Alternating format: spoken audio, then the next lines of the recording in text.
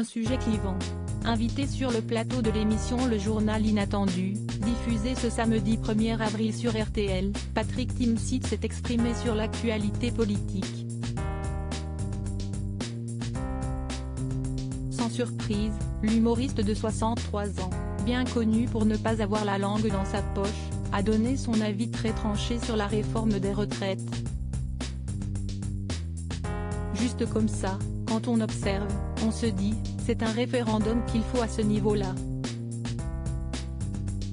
Et il n'y a pas à être pour ou contre puisque le pays a voté contre, a-t-il confié, en évoquant les nombreuses manifestations organisées dans l'Hexagone.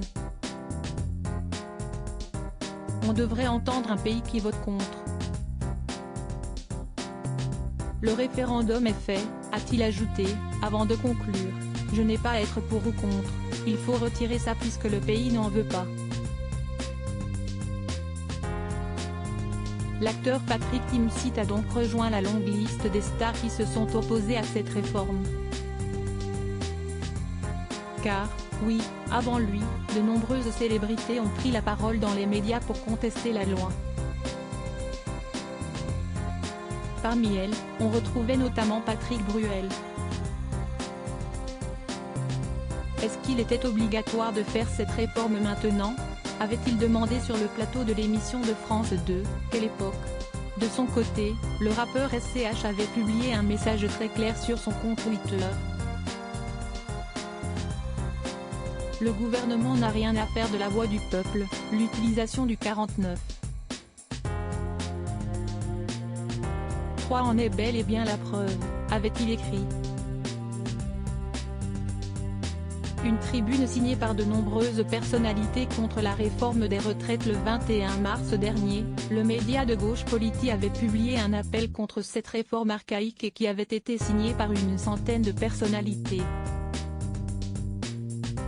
On retrouvait ainsi des célébrités issues du monde de la télévision, Corinne Massiero, Valérie Damido, Bruno Solo, Yvan Le Bolloc. Du cinéma, Adèle Haenel, Ariane Ascaride, Agnès Jaoui, Romane Boringer, Jean-Pierre Daroussin, Jacques Weber.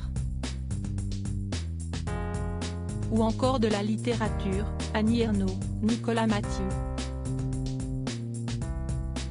Avec cette tribune, les stars se disaient déterminées à combattre ce projet de réforme archaïque et terriblement inégalitaire, expliquant que cette loi frappait plus durement ceux qui exerçaient les métiers les plus difficiles.